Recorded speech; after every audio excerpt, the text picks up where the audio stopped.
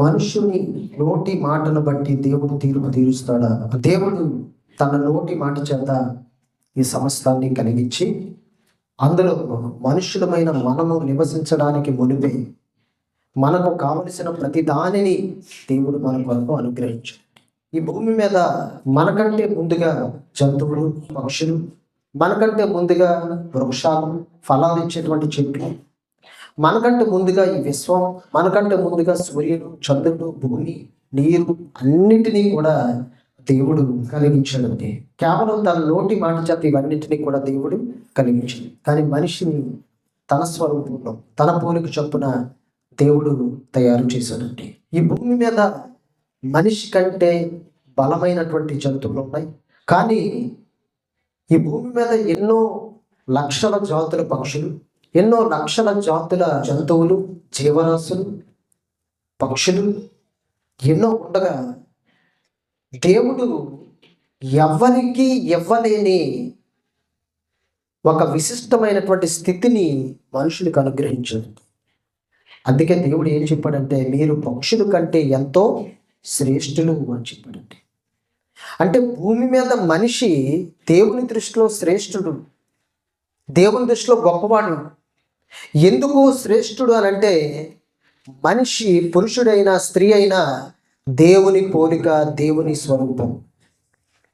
కాబట్టి దేవుడు మనిషిని ఎలా చూస్తున్నాడంటే, మనిషి కంటే ఆకారంలో పెద్దవైన జంతువులు ఉన్నప్పటికీ, మనిషి కంటే ఎక్కువ దూరం ఎగరగలిగినటువంటి మనిషి కంటే మనిషి చేయలేని, మనిషి ఎగరలేని పరిస్థితిలో ఉన్నప్పటికీ, మనిషి కంటే బాగా ఎగరగలిగినటువంటి పక్షులు ఉన్నప్పటికీ, నీటిలో మనిషి కంటే బాగా ఈదగలిగినటువంటి చేపలు ఉన్నప్పటికీ, ఈ భూమి మీద మనిషి చెయ్యలేని పనులు చేసేటువంటి జంతువులు ఉన్నప్పటికీ, మనిషి కంటే వేగంగా పరిగెట్టేటువంటి జంతువులు ఉన్నప్పటికీ, దేవుడు ఏ పక్షికి, ఏ జంతువుకి ఇవ్వలేని ఒక విశిష్టమైనటువంటి స్థితిని దేవుడు మనుషులకి అనుగ్రహించింది.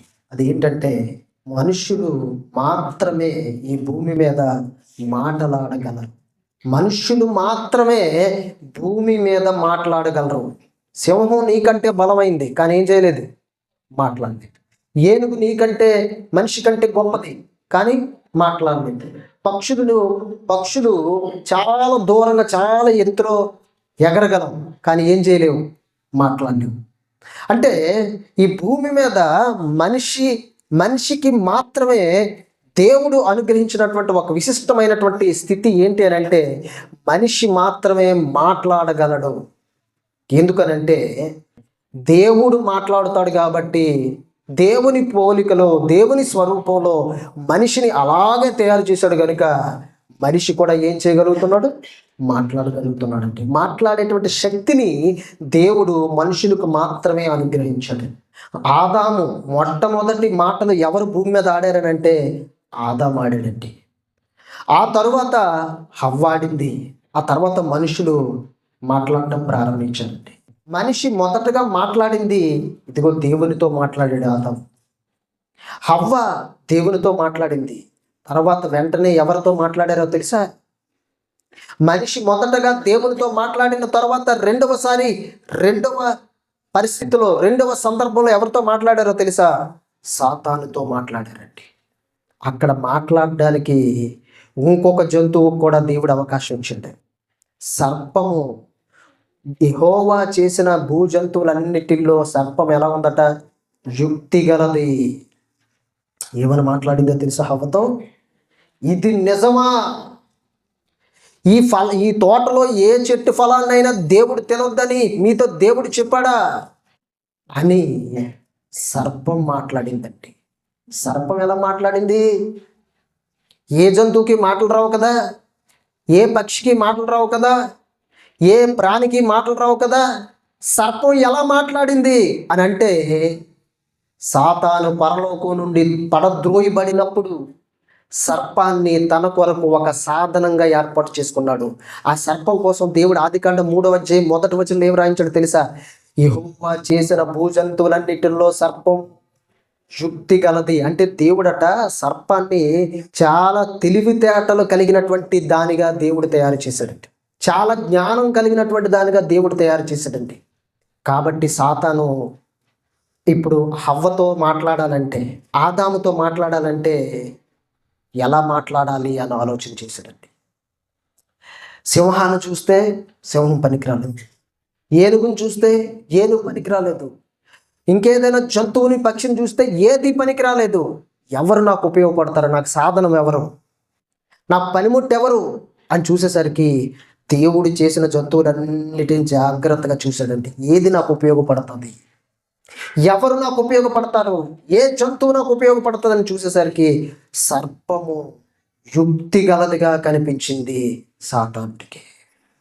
మంచి తెలివితేటలు ఉన్నాయి సర్పం దగ్గర, మంచి చమత్కారం ఉంది సర్పం దగ్గర. చూశాడు, ఇదిగో ఇది నాకు బాగా ఉపయోగపడే సాధనం అనుకున్నాడండి. వెంటనే సాతాను సర్పంలోనికి ప్రవేశించి హవ్వతో మాట్లాడటం ప్రారంభించింది. ఆ తర్వాత ఏ సర్పం భూమి మీద మాట్లాడలేదు. ఫస్ట్ అది మీరు జ్ఞాపకం చేసుకోవాలి. ఒక్క ఆది కాండంలో ఏదేను తోట దగ్గర ఉన్నటువంటి సర్పం మాత్రమే మాట్లాడింది, ఇంకేది మాట్లాడలేదు. ఎందుకనంటే దాన్ని దేవుడు అలాగే డిజైన్ చేశాడు. మరి అప్పుడు ఈ మాట్లాడేటువంటి స్థితి సాతానుడు అనుగ్రహించాడు దానికి. దేవుడు దానికి జ్ఞానాన్ని ఇస్తే సాతాను అందులోకి దూరి ఏం చేస్తాడంటే ఇది నిజమా అని అడిగాడండి. ఈ తోట చెట్టులో దేని ఫలాన్నైనా దేవుడు తినొద్దని మీతో చెప్పాడా అని అడిగాడండి. హవ్వ అంటుంది, ఈ తోటలో అన్ని చెట్ల ఫలాలని తినమని దేవుడు చెప్పాడు, కానీ తోట మధ్యలో ఉన్నటువంటి ఫలాన్ని తినొద్దని దేవుడు చెప్పాడు. తింటే మేము నిశ్చయంగా చచ్చిపోతామని చెప్పాడండి. అప్పుడు సాతాను ఏమన్నాడో తెలుసండి, మీరు చావరు, మీరు తిని తినమున దేవతల వలె మారిపోతారు అని చెప్పాడండి. అంటే ఇప్పుడు మీరు జాగ్రత్తగా చూడాలి. సాతాను జస్ట్ మాట చెప్పాడంతే, మాట. ఆ మాటను బట్టి హవ్వ మోసగించబడింది. ఆ మాటను బట్టి హవ్వ ఏం చేసిందంటే సాతానుని దేవుని కంటే ఎక్కువగా నమ్మింది. దేవుని మాటల కంటే సాతాను మాటలను ఎక్కువగా నమ్మింది. ఇప్పుడు మీరు జాగ్రత్తగా చూడాలి. మనిషికి దేవుడు ఇచ్చినటువంటి ఒక ఉత్తమమైనటువంటి స్థితి ఏంటంటే మాట్లాడటం. ఇప్పుడు ఒక విషయాన్ని మీరు చాలా జాగ్రత్తగా గమనించాలండి. మనుషులతో పాటు దేవుడు జంతువులకి, పక్షులకి, అన్నిటికి మాట్లాడే కెపాసిటీ ఇచ్చాడు అనుకోండి. ఎలా ఉంటుంది పరిస్థితి? ఉదాహరణకి నువ్వు కుక్క వచ్చింది తినేస్తుంది, పుట్టావు, దానికి మాట్లాడే పరిస్థితి ఉందనుకోండి. అప్పుడు ఏం చేస్తుంది? కాకి వచ్చింది, ఏదో ఎత్తుకెళ్ళిపోవడానికి ప్రయత్నం చేస్తుంది, నువ్వు దాన్ని కొట్టావు, అప్పుడు అది ఏం చేస్తుంది? నువ్వు బ్రతకగలవా భూమి మీద? అంటే జంతువులకు కానీ పక్షులకు కానీ దేవుడు మాట్లాడడానికి నోరు తెరిస్తే మనిషి బ్రతకలేడండి. దేవుడు ఒక సందర్భంలో తెరిచాడండి. బిలాము గాడిద మీద వెళ్ళిపోతున్నాడటండి. దేవదూత కత్తి పట్టుకొని నిలబడితే గోడకేసి తోసేసింది, కింద పడిపోయాడు. గట్టిగా కొట్టాడట. కొడితే నన్ను ఎప్పుడు నువ్వు కొట్టలేదు, ఎందుకు కొట్టావు అని అడిగిందండి. బిలాం బెత్తరపోయాడండి, షాక్ అయిపోయాడు, జడిసిపోయాడండి. ఇన్నాళ్ళు నా దగ్గర ఉన్నటువంటి గాడిదే నాతో మాట్లాడుతుందా అంటే దేవుడు దేనికైనా నోరు ఇవ్వగలడు. జంతువులు మాట్లాడగలవు, పక్షులు మాట్లాడగలవు, అన్నీ మాట్లాడగలవు, కానీ దేవుడు వాటన్నిటికీ మాటలు ఇవ్వలేదండి. మాటలు ఇస్తే మనిషి భూమి మీద బ్రతకలేదండి. అప్పుడు ఏం చేస్తుంది? పిల్లి నిన్ను తిడుతుంది, కుక్క నిన్ను తిడుతుంది, కాకి తిడుతుంది, ఏది నువ్వు ఏది చేసినా ఆ తిరిగి నేను తిడుతుంటుంది. అప్పుడు ఎలాగుంటుంది? మహాభయంకరంగా ఉంటుంది ఆలోచించుకోవడానికి. కానీ దేవుడు ఎవ్వరికీ లేనటువంటి ఒక విశిష్టమైనటువంటి స్థానాన్ని మనిషికి గొంతుకులో దేవుడు ఏర్పాటు చేసి, స్వరపేటుకుని ఏర్పాటు చేసి దేవుడు మనిషికి మాత్రమే మాట్లాడగలిగేటువంటి స్థితి ఇచ్చాడండి. ఇప్పుడు మనిషి, మీరు జాగ్రత్తగా చూడాలి, మనిషి మాట్లాడడం ప్రారంభించాడు. మొదటగా ఏదేను తోటలో ఆదాము దేవుడితో మాట్లాడాడు. ఆ తర్వాత మరి హవ్వ దేవునితో మాట్లాడింది. ఆ తర్వాత సాతానుతో మాట్లాడారండి. ఆ తర్వాత మనుషులు భూమి మీద మాట్లాడడం ప్రారంభించారు. ఇప్పుడు మీరు జాగ్రత్తగా చూడాలి. మనుషులకి దేవుడు మాటలు ఇచ్చింది ఎందుకు అని అంటే దేవునిని స్తుతించడానికి, దేవునిని గణపరచడానికి, దేవునికి ప్రార్థన చేయడానికి, కనపరచడానికి దేవుడు మనుషుడికి మాటలు అనుగ్రహించాడండి. ఉదాహరణకి మనుషులకి మాటలు లేవు అనుకోండి, ఒక మోగ వ్యక్తి ఉన్నాడు అనుకోండి, ఎదుటి మీరు ఎప్పుడైనా చాలా మందిని చూసి ఉంటారు, విజయనగరంలో ఇద్దరేసి ముగ్గురేసి కేవలం మోగ వ్యక్తులు తిరుగుతారు. వాళ్ళు మాట్లాడుకుంది ఏంటో వాళ్ళకే తప్ప మనకు ఒక్క ముక్క అర్థం కాదు, మన చచ్చిగించుకున్న అర్థం కాదు. వాళ్ళు ఎలా అంటారు అంతే, వాళ్ళకి అర్థమైపోతుంది, మనకి ఏం కూడా అర్థం అవుతుంది. మనుషులందరూ మోగలు అయిపోయారు అనుకోండి, అప్పుడు మీరు ఏం చెప్తారు? మీ పక్క వాళ్ళకి, మీ పిల్లలకి, మీ భర్తకి, మీ భార్యకి ఏం చెప్తూ ఉంటారు? భయంకరంగా ఉంటుందండి. జంతువులు మోగవి, అవి అరగలవు అంతే తప్ప మాట్లాడలేవు. కానీ మనిషికి దేవుడు మాట్లాడేటువంటి స్థితిని అనుగ్రహించాడండి. ఎందుకు ఇచ్చాడు మాటలు నీకనంటే, గొప్ప జంతువులు భూమి మీద ఎన్నో ఉండగా, ఎన్నో పక్షులు ఉండగా, ఎన్నో ప్రాణులు ఉండగా, ఎన్నో జీవరాశులు ఉండగా, ఎన్నో రకాలైనటువంటి జంతువులు భూమి మీద ఉండగా, దేనికి లేని స్థితి దేవుడు నీకు మాత్రమే ఎందుకు ఇచ్చాడంటే, నిన్ను తన స్వరూపంలో చేసుకున్నాడు కాబట్టి, నిన్ను తన పోలికలో చేసుకున్నాడు కాబట్టి దేవుడు నీకు అటువంటి గొప్ప స్థితిని అనుగ్రహించాడు. మాట్లాడడానికి ఎందుకు ఇచ్చాడంటే, మాటలు నువ్వు ఎవరితో ఆడాలని ఇచ్చాడు? దేవునితో ఆడాలి. ఎవరితో మాట్లాడాలని ఆదాముకి వాయిస్ ఇచ్చాడు దేవుడు? దేవునితో మాట్లాడడానికి వాయిస్ ఇచ్చాడు ఆదాముకి. హవ్వకి ఎందుకు వాయిస్ ఇచ్చాడనంటే దేవునితో మాట్లాడడానికి. కానీ కొన్నాళ్ళ వరకు దేవునితో మాట్లాడినటువంటి వీలు ఆ వాయిస్ ఇప్పుడు ఎవరి కోసం ఉపయోగించబడిందనంటే సాతానుతో మాట్లాడడానికి ఉపయోగించింది హవ్వ తన వాయిస్ని. అలా మాట్లాడబట్టే సాతాను కూడా మాట్లాడాడు. అప్పుడు ఏం జరిగిందనంటే హవ్వ మోసగించబడింది, దేవుడు వద్దన్నటువంటి పనిని చేసింది, దేవుని సన్నిధిలో నుండి దూరం అయిపోయారు. అంతటికి కారణం ఏంటో తెలుసండి, జస్ట్ మాట్లాడటం. దేవుడు ఆ తర్వాత మనుషులతో మాట్లాడాడు. ఆ తర్వాత దేవుడు మరి అనేక మందితో దేవుడు తన ప్రవక్తల ద్వారా మాట్లాడాడు. మరి దేవుడు పూర్వదినాల కళల ద్వారా మాట్లాడాడు, దర్శనాల ద్వారా మాట్లాడాడు. ఈ దినముల అంతమందు తన కుమారుని ద్వారా మనతో మాట్లాడాడండి. కాబట్టి ఇక్కడ మనం చూసినట్లయితే దేవుడు మనుషులకి ఈ మాటలు ఎందుకు ఇచ్చాడంటే, నీ వాడేటువంటి మాటలకి చాలా పవర్ ఉంటుంది. ఆ పవర్ దేవుడు మనిషికి మాత్రం ఇచ్చాడు. ఆ మాటలే నిన్ను ఎక్కడికి తీసుకెళ్తాయో, ఎక్కడికి నడిపిస్తాయో ఒక్క మాటను మనం జాగ్రత్తగా చూద్దామండి. మత్తయి రాసిన సువార్త 12:34 నుండి 37 వరకు. సర్ప సంతానమా, మీరు చెడ్డవారై ఉండి ఎలాగూ మంచి మాటలు పలకగలరు? హృదయమందు నిండియుండు దాన్ని బట్టి నోరు మాట్లాడును కదా. అంటే ఇప్పుడు మీరు చాలా జాగ్రత్తగా చూడాలండి. శాస్త్రులు కానివ్వండి, పరిసయ్యులు కానివ్వండి, ఎల్లప్పుడూ కూడా వారు యేసుక్రీస్తు మీద అనేకమైనటువంటి దుర్భాషలాడుతూ, యేసుక్రీస్తు మీద ఏదో ఒక నింద మోపాలని, యేసుక్రీస్తుని అవమానపరచాలని, యేసుక్రీస్తుని ఆయన్ని ఎక్కడ తప్పుకు దొరుకుతాడో పట్టుకోవాలని చెప్పి అనేకమైనటువంటి మాట్లాడారండి. ఉదాహరణకి ఒక పాపపు స్త్రీని యేసుక్రీస్తు దగ్గర తీసుకొచ్చి, బోధకుడా, ఈ స్త్రీ వ్యభిచారమందు పట్టబడి ఉన్నది, మోసే ధర్మశాస్త్రం ప్రకారం ఈమెను రాళ్లతో కొట్టి చంపాలి, మరి నీవేమి చెప్పుదో అని అడిగారండి. అప్పుడు ప్రభు ఏం చేశారో తెలుసా? మీలో పాపము లేనివాడు మొదటి రాయి ఆవిడ మీద వేయండి. అంటే వాళ్ళు ఏం మాట్లాడుతున్నారంటే, వారు పూర్తిగా చెడ్డవారై ఉండి మీరు మంచి మాటలు ఎలా పలకగలరు అని చెప్తూ కింద ఇంకో మాట చెప్తున్నాడు చూడండి. హృదయమందు నిండి ఉన్న దానిని బట్టి నోరు మాట్లాడును కదా. అంటే నువ్వు మాట్లాడుతున్నావంటే ఆల్రెడీ నీ హృదయంలో నిండిపోయింది ఫుల్గా. ఈ లోక సంబంధమైనటువంటి ఆలోచనలు, లోక సంబంధమైనటువంటి తలంపులు, లోక సంబంధమైనటువంటి మాటలు అన్నీ నీ హృదయంలో నిండిపోతే ఇక్కడ ఏదైతే ఉంటుందో ఇక్కడి నుంచి అది వస్తుంది. ఇక్కడ మంచి ఉంటే నువ్వు మంచి మాట్లాడతావు, ఇక్కడ చెడు ఉంటే ఇక్కడ నుంచి ఏమొస్తాయి? చెడే వస్తుందంటే. ఇక్కడ మంచి ఉందనుకోండి, మంచి ఆలోచనలు ఉన్నాయనుకోండి, మంచి తలంపులు ఉన్నాయనుకోండి, మంచి ఉద్దేశాలు ఉన్నాయనుకోండి, మంచి మనస్సు ఉందనుకోండి, ఇక్కడ నుంచి అంత మంచిగానే వస్తుందండి. అదే ఇక్కడ చెడు ఉందనుకోండి, ఖచ్చితంగా నువ్వు వాడే ప్రతి 100 మాటల్లో 99 మాటలు చెడు మాటలే వస్తాయండి. ఎక్కడో రేరుగా ఒక మంచి మాట వస్తుంది. అదే ఇక్కడ మంచి ఉందనుకోండి, నువ్వు 99 మాటలు కూడా మంచి మాటలే మాట్లాడతావు. అదే ఇక్కడ చెడు ఉందనుకోండి, ఖచ్చితంగా చెడే నోటంట వస్తుందండి. కింద చదువుతాం 35వ వచనం.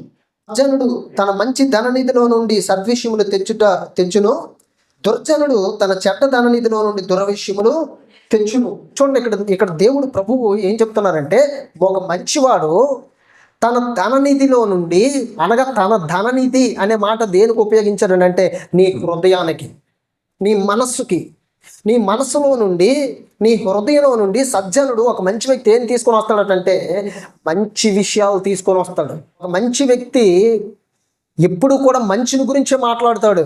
ఒక చెడ్డ వ్యక్తి ఎప్పుడు కూడా చెడు విషయాలనే మాట్లాడుతుంటాడు. ఎందుకంటే ఆల్రెడీ ఆ వ్యక్తి యొక్క హృదయం చెడిపోయింది కనుక. అది మంచిదై ఉంటే ఏం చేస్తాడు? మంచిగానే మాట్లాడతాడు. హృదయం చెడిపోతే ఏమైపోతుంది? ఇంకా చెడ్డ మాటలే వస్తాయి నోటి నుంచి, ఒక్క మంచి మాట కూడా రాదు. ఎందుకంటే ఇక్కడ ఆల్రెడీ అన్ని ఫీడ్ అయిపోయాయి. కాబట్టి మాట్లాడేటప్పుడు అన్నీ కూడా ఇంకా అవే చెడ్డ మాటలే, ఇంకా చెడ్డ మాటలే నోటంటూ వస్తుంటాయండి. సజ్జనుడు తన చెడ్డ ధననిధిలో నుండి దుర్విషయములు తెచ్చును. 36 వచనం, నేను మీతో చెప్పినదేమనగా, మనుష్యుడు పలుకు వ్యర్థమైన ప్రతి మాటను గురించి విమర్శ దినమందు లెక్క చెప్పవలసి ఉంటుంది. ఎంత భయంకరమైనటువంటి మాట తెలుసండి ఇది. దేవుడు నీకు మాటలు ఎందుకు ఇచ్చాడంటే, దేవుడు నీకు స్వరపేటిక ఎందుకు ఇచ్చాడు? ఏ జంతువుకి, పక్షికి ఇవ్వలేని స్వరపేటిక మాటలు మాట్లాడే శక్తి దేవుడు నీకు ఎందుకు ఇచ్చాడంటే, నువ్వు వాడే ప్రతి మాటకి లెక్క చెప్పాలంట. ఏంటి? నువ్వు వాడే మాటల కోసం దేవుడికి లెక్క చెప్పాలా? అవునండి. ఎందుకు ఇచ్చాడు అనుకుంటున్నారు? మనిషికి మాట్లాడే శక్తి ఎందుకు ఇచ్చాడు అనుకుంటున్నారు? దేవుడు నువ్వు మాట్లాడగలగడానికి కావలసినటువంటి ఆ లోపల ఉన్నటువంటి విధానం అంతా కూడా ఎందుకు నీకు పెట్టాడంటే, నువ్వు మాట్లాడే ప్రతి మాట దేవుని దగ్గర రికార్డ్ అయిపోతుంది. నువ్వు మాట్లాడే ప్రతి మాటను దేవుడు వింటాడు. అందుకేనండి ప్రవక్త గ్రంథంలో ఏం చెప్పాడో తెలుసండి, పరిశుద్ధులట కూడి మాటలాడుకొని చుండగా యెహోవా చెవియొగ్గి ఆలకించును. ఏంటి ఈ జనవరి 1 కాకుండా గత జనవరి 1 చెప్పానండి, మనుషులు మాట్లాడే ప్రతి మాట ఆకాశం వింటది, భూమి వింటది, నీ చుట్టుపక్కల ఉన్నటువంటి ప్రతి ఒక్క మెటీరియల్ కూడా వింటది. అందుకేనండి దేవుడు చెప్పాడు, ఆకాశమా ఆలకించు, భూమి చెవియొగ్గు, నేను పిల్లలు పెంచి గొప్పవారిగా చేసిందని, కానీ వారు ఈరోజు ఏం చేశారంటే నా మీద తిరగబడి ఉన్నారు అని దేవుడు డైరెక్టర్గా ఆకాశంతోనే చెప్తున్నాడు, డైరెక్టర్గా భూమితోనే చెప్తున్నాడు. అంటే ఈ భూమి మీద ఉన్నటువంటి ప్రతి మెటీరియల్ కూడా దేవునికి సాక్ష్యం ఇస్తుంది నేను గురించి. నీ పెదవులు కూడా నీ మీద సాక్ష్యం పలుకుతాయి, నీ హృదయం కూడా నీ మీద ఏం పలుకుతుంది? సాక్ష్యం పలుకుతుంది. అంటే మనిషిగా నువ్వు ఉన్నావంతే, కానీ నీ మీద ప్రతిదీ సాక్ష్యం పలుకుతుంది. నీ ఆధార్ కార్డు, నీ బ్యాంక్ అకౌంట్, నీ ప్రతీది కూడా ఆధార్ కార్డులో మిక్సింగ్ అయిపోతుంది. నీ పేరు, నీ అడ్రస్, నువ్వు ఏం చేస్తావు, ఎక్కడ ఉంటావు, అన్నీ కూడా. ఏదైనా అపరాధం చేస్తావు, నీ ఆధార్ కార్డు నెంబర్ నొక్కితే చాలు డైరెక్టర్గా నీ దగ్గరికి వచ్చేస్తావు. అలాగే మనిషికే ఇంత టెక్నాలజీ ఉంటే దేవుడు ఈ సర్వ సృష్టిని కలుగు చేసినటువంటి దేవుడు ఏం చేశాడంటే, మనిషిగా నువ్వు నిరంతరుడవై ఉన్నావు. అంటే నీ మాట, నువ్వు జస్ట్ మాట్లాడే మాట కూడా ఒకానొక దేవుడు రికార్డ్ చేసేస్తాడు, రికార్డ్ అయిపోతుంది. వెంటనే మనం మర్చిపోతాం. పుట్టినప్పటి నుండి మనకు మాటలు వచ్చినప్పటి నుండి ఎప్పటి వరకు ఎన్నో మాట్లాడు ఉంటాం, కొన్ని లక్షల కోట్ల మాటలు మాట్లాడి ఉంటాం. అవన్నీ మనకు జ్ఞాపకం ఉండకపోవచ్చు, కానీ ఎవరికి జ్ఞాపకం ఉంటాయి? దేవునికి జ్ఞాపకం ఉంటాయి. దేవుని దగ్గర రికార్డ్ అయిపోతాయి ఇవన్నీ కూడా. అంటే నువ్వు వాడే ప్రతి మాట, వ్యర్థమైన ప్రతి మాట గురించి దేవుని దగ్గర విమర్శ దినమందు లేదా తీర్పు దినమందు ఏం చెప్పాలి? లెక్క చెప్పాలి. నిన్ను అడుగుతాడు దేవుడు, నువ్వు పలాని సంవత్సరంలో పలానా తేదీన పలాని ఇన్ని గంటలకి పలానా మాట పలికావు, దేని గురించి నువ్వు పలికావు అని అడుగుతాడండి. నీకేంటి అవసరం అని అడుగుతాడండి. ప్రభువా నాకు అసలు ఆ మాటే పలకలేదు, నాకు జ్ఞాపకం లేదంటే దేవుడు వెంటనే నువ్వు ఆడే మాటలు ఏం చేస్తాడు? రికార్డ్ ఆన్ చేసి వినిపించేస్తాడు. ఇంక సమాధానం చెప్పలేవు దేవుడి దగ్గర.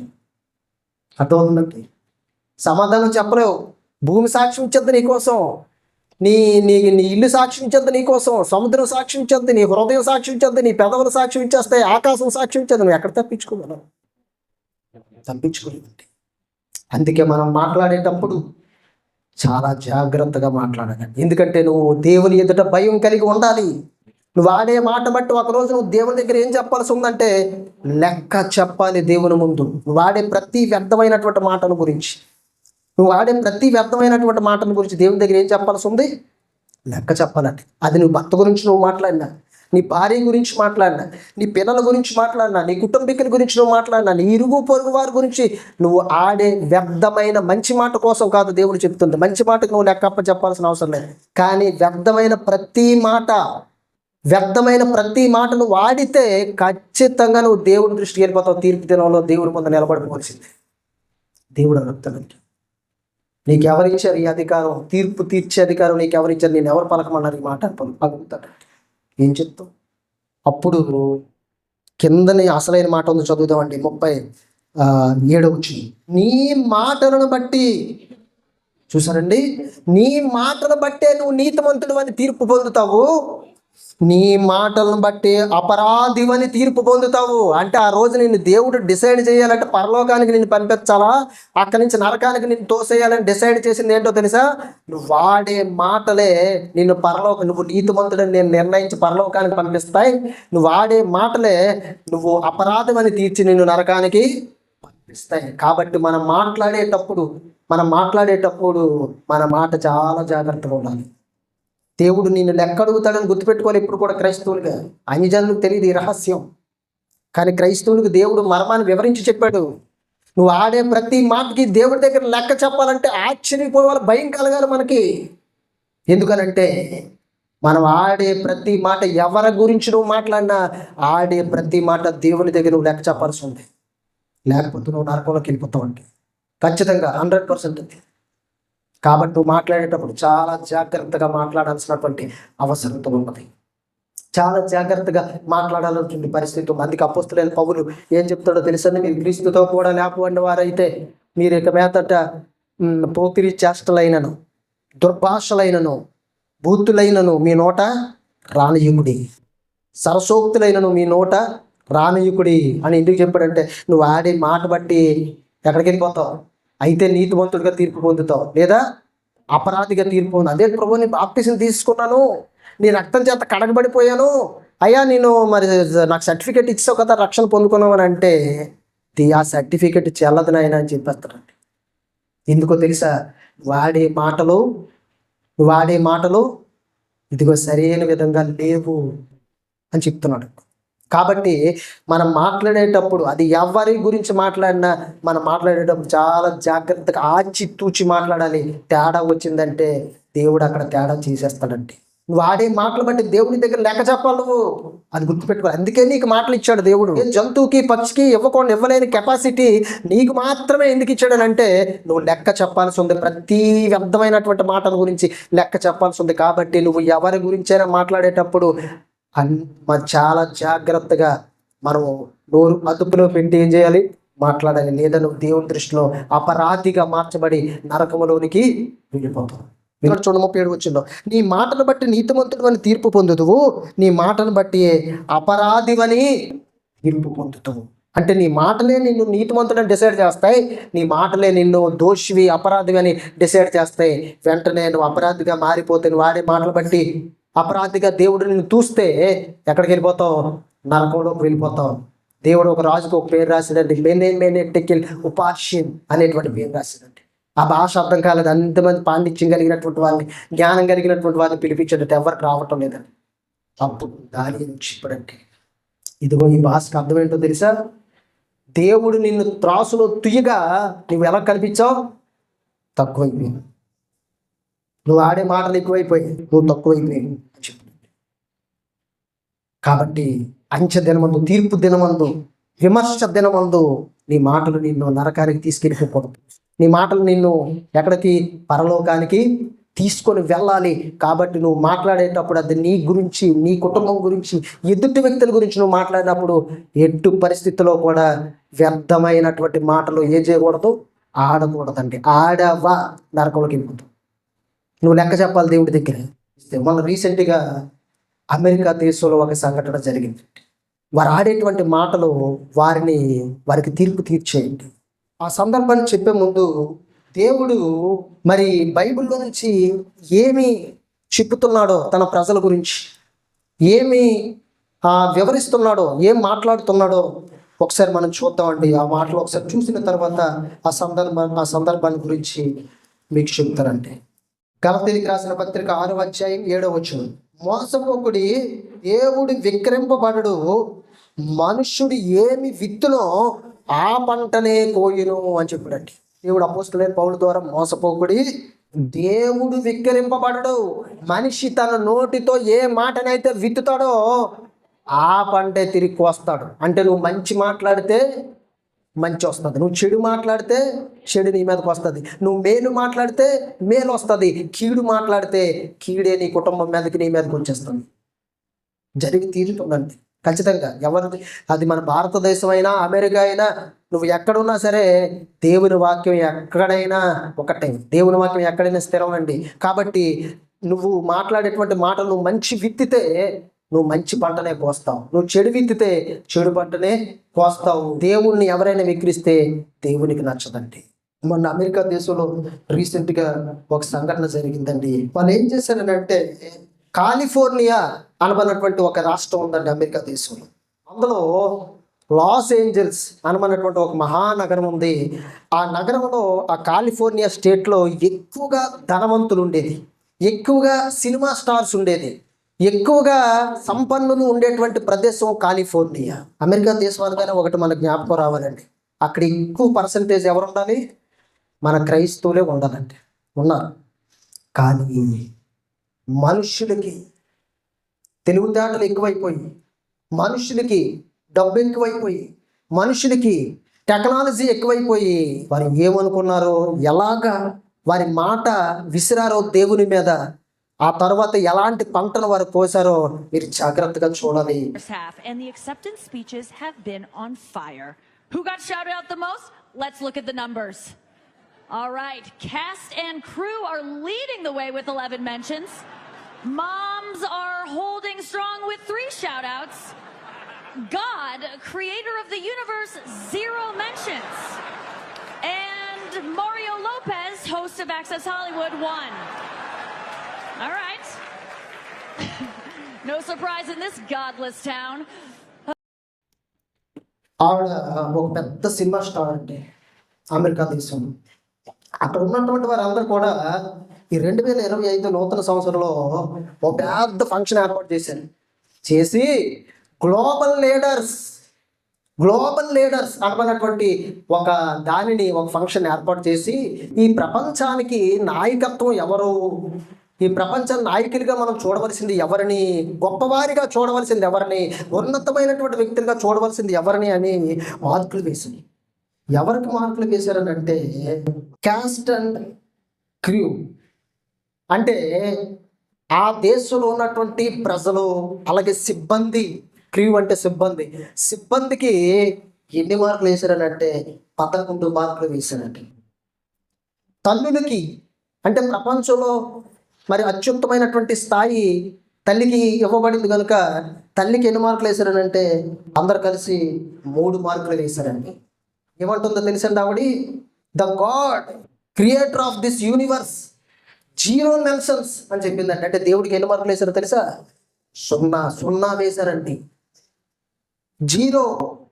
ఎవరు? మన భారతదేశంలో ఉన్నవారు కాదండి.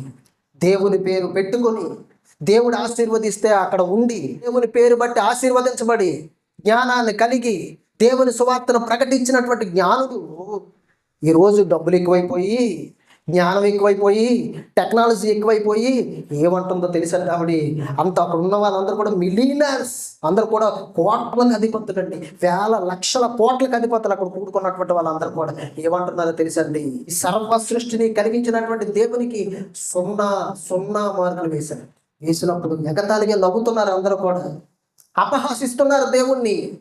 ఆవిడ నోటి మాటలు ఏమంటుంది, మమ్స్కి 3 మార్కులు, క్రీవ్కి 11 మార్కులు, దేవునికి ఏమో 0 మార్కులు. కింద ఒక లోపేజ్ అనబడినటువంటి ఒక వ్యక్తి, మారియో లోపేజ్ అనబడినటువంటి అమెరికన్ యాక్టర్ ఉన్నాడండి. అతనికి 1 మార్కు వేశారు, కానీ దేవుడికి ఎన్ని మార్కులు వేశారో తెలుసా? 0 వేసి అంతటితో ఊరుకోకుండా ఏమంటుందో చూడండి ఆవిడ. No surprise in this godless town. ఏమంటుందో తెలుసు? గాడ్లెస్ టౌన్ అంటే ఈ రాష్ట్రానికి, లేకపోతే ఈ పట్టణానికి మాకు దేవుడు అవసరం లేదు, ధనం ఉంటే చాలు అన్నదండి. ఆలకించారు కదా, గాడ్లెస్ టౌన్ అంటే దేవుడు లేకపోయినా పర్లేదు, మాకు మేము జ్ఞానం ఉంది, ధనం ఉంది అన్నదండి.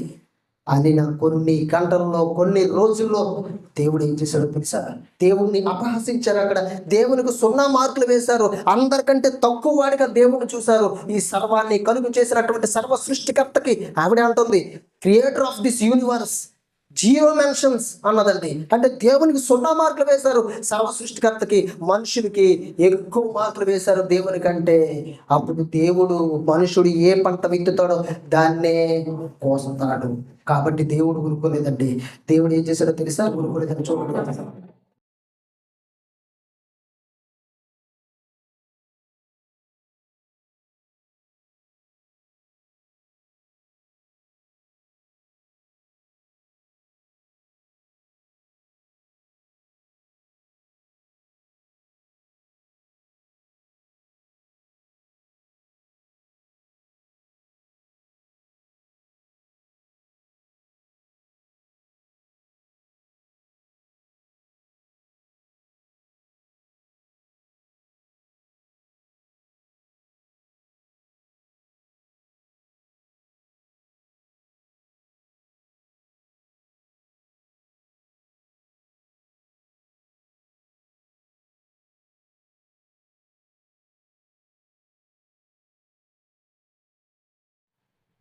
మొత్తం కాలిఫోర్నియా, లాస్ ఏంజల్స్ అంతా కూడా తగలబెట్టేశాడండి దేవుడు. మీకు విషయం తెలుసా? ఈ రోజుకి మంటలు ఆరలేదు. అంత అమెరికా అనగానే అడ్వాన్స్డ్ టెక్నాలజీ ఉంటుంది. అంటే అడ్వాన్స్డ్ టెక్నాలజీ దేనినైనా వాళ్ళు ఆపేయగలరు, ఎలాంటి విపత్తునైనా ఎదుర్కోగలరు. ఈవెన్ ఒక గ్రహశకలం భూమిని వచ్చి ఢీకొంటుందంటే ఏదో ఒక బాంబు పెట్టి పేల్చగలరు, భూమికి హాని రాకుండా. అంత టెక్నాలజీ ఉంటుంది వాళ్ళ దగ్గర. కానీ ఎన్నో హెలికాప్టర్లు నీళ్లు పట్టుకెళ్ళి వేసాయి, ఎన్నో రకాలైనటువంటి కెమికల్స్ మంటలు ఆర్పడానికి చల్లారు. No use. కాలి బూడిదైపోయిందంటే ఆ కాలిఫోర్నియాలో లాస్ ఏంజల్స్ సిటీ అంతా కూడా ఏమైపోయింది? కాలి బూడిదైపోయింది. బూడిద చేశాడు దేవుడు ప్రతి ఇల్లుని. దాని ఆస్తి నష్టం ఎంతో తెలుసా? 13 లక్షల కోట్లు కాలిపోయింది. ఎంతండి? ఇల్లులు, మంచి మంచి సినీ యాక్టర్స్ ఇల్లులు, గొప్ప గొప్ప పేరు కలిగినటువంటి ఇల్లులు, ఇక్కడ కూడుకున్నటువంటి వారి ఇల్లులు అన్నింటినీ కూడా దేవుడు తగలబెట్టేసాడండి. వాళ్ళకి ఇల్లు కూడా లేదు అక్కడ. తెలుసా? అంటే దేవుడు అంటే చిన్న విషయం కాదండి. దేవుణ్ణి తక్కువ అంచనా వేయకూడదు, ఎప్పుడు దేవుణ్ణి దూషించకూడదు. అందుకేనండి గలతీయులకు రాసిన పత్రికలో దేవుడు ఏం చెప్పాడు తెలుసా? మోసపోకుడి, దేవుడు విక్రింపబడడు. ఆయన్ని విక్రించారు అనుకోండి, ఆయన ఊరుకోడు. ఎందుకనంటే వాళ్ళకి బైబిల్ తెలుసు, వాక్యం తెలుసు, దేవుడి గురించి తెలుసు, ప్రభువు గురించి తెలుసు. కానీ అహం ఎక్కువైపోయి ఏమైపోయిందనంటే మాకు గాడ్లెస్ టౌన్ అన్నదండి. అంటే మాకు దేవుడు లేని పట్టణం ఇది, మాకు దేవుడు అవసరం లేదు, మాకు డబ్బు ఉంటే చాలు అనుకుంది. దేవుడు డబ్బు విలువేంటో తెలిసేటట్లు చేశాడు. మొత్తం తగలబెట్టి నిరాశ్రయులుగా మార్చేశాడు. వేల కోట్లు, లక్షల కోట్లు కాలిపోయింది. ఇల్లు లేవు.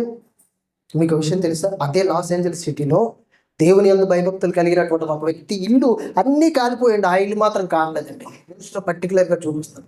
ఆ వ్యక్తి సాక్ష్యం ఇస్తున్నాడు, నేను అంత గొప్పవాడిని కాదండి, ఇల్లు నా చుట్టుపక్కల ఉన్న అన్నీ కాలిపోయాయి, ఇదిగో నా ఇల్లు మాత్రం మిగిలిపోయింది, దేవుడే నిలబెట్టాడు దీన్ని అని చెప్పాడు. I shouldn't be crying because my entire block is burnt down, but God saved my house. Why are all of my neighbors, why are they? And then in the middle of 2 burnt down blocks, there's one house standing, and that's mine. కాబట్టి దేవుడు విక్రమపడ్డండి. మనిషి ఏమి విత్తుతాడో ఆ పంటనే కోస్తాడు. అది కాండం 18:20 మరియు యెహోవా Sodom గోమొర్రాను గూర్చిన మొర గొప్పది కనుక వాటి పాపము బహు భారమైంది గనుకను నేను దిగిపోయి నా యొద్దకు వచ్చిన మొర చొప్పున వారు సంపూర్ణముగా చేసిరో లేదో చూచెదను, చేయని ఎడల నేను తెలుసుకుందన. నేను సోదమ గోమొర్రాలు అనేటువంటివి అబ్రహాము కాలంలో ఉన్నటువంటి సిటీస్ అన్ని, ఇప్పుడు అమెరికాలో ఉన్నట్టుగానే బాగా పచ్చగా ఉన్నటువంటి సిటీస్ అవన్నీ కూడా. కానీ వాటి పాపం బహుఘోరం అయిపోయింది దేవుని దృష్టికి. మొర దేవుని సన్నిధికి చేరింది. దేవుడు అబ్రహాంతో అంటున్నాడు, నేను అక్కడ ఆ మొర్ర నేను చూస్తాను, వాళ్ళ పాపం సరైనదో కాదు, నిజంగా చేశారో లేదో నేను చూసి తెలుసుకుంటానని చెప్పి దేవుడు వచ్చినప్పుడు ఏమంటున్నాడు? 22 వచనంలో చూసినట్లయితే ఆ మనుషులు అక్కడ నుండి తిరిగి సోదొమ వైపుగా వెళ్ళి అబ్రహాం ఇంకా యెహోవా సన్నిధి నిలిచెను. అప్పుడు అబ్రహాము సమీపించి ఇట్లైనాడు, దుష్టులతో కూడా నీతిమంతులను నాశనం చేయుదువా? అయ్యా, దేవుడు చెప్పాడు అబ్రహాంకి, సోదొమ గోమర్ర పట్టణాల పాపం బహుఘోరంగా ఉంది నా దృష్టికి, నేను వాటిని కాల్ చేస్తానని చెప్పాడు. అప్పుడు అబ్రహాం దేవుడి దగ్గరికి వెళ్ళాడు, ప్రభువా, దుష్టులతో పాటు నీతిమంతులు కూడా కొంతమంది ఉంటారు కదా పట్టణంలో, మరి వాళ్ళు కూడా చంపేస్తావా? వాళ్ళు కూడా కాల్ చేస్తావా అంటే అప్పుడు ఏమంటున్నాడు చూడండి, 24 వచనంలో, ఆ పట్టణంలో ఒకవేళ 50 మంది నీతిమంతులు ఉంటే, అంటే దేవుడు అంటున్నాడు 50 మంది ఉంటే వదిలేస్తాను. తర్వాత 45 మంది ఉంటే 45 మంది ఉన్నా వదిలేస్తాను. తర్వాత 40 మంది ఉంటే 40 మంది ఉన్నా వదిలేస్తాను. ఒకవేళ 30 మంది ఉంటే 30 మంది ఉన్నా వదిలేస్తాను.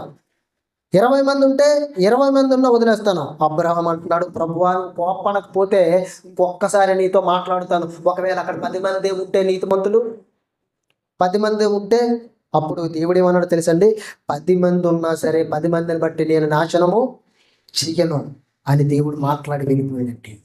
అబ్రహాం ఎందుకు వేడుకున్నాడో తెలుసా? ఆ సోదొమ ప్రాంతంలో లోతు, అబ్రహాముకి బాగా దగ్గర బంధువు అయినటువంటి లోతు అక్కడ ఉన్నాడు. వేడుకుంటున్నాడండి, అయ్యా, దుష్టులతో పాటు నీతిమంతులు కూడా చంపేస్తావా అని అడిగితే, అక్కడ దేవుడు ఏమన్నాడో తెలుసా? 10 మంది నీతిమంతులు నాకు కనిపించిన నీ నాశనము చెయ్యను అని వెళ్ళాడు. ఆ తర్వాత దేవదూతలు పంపించాడు.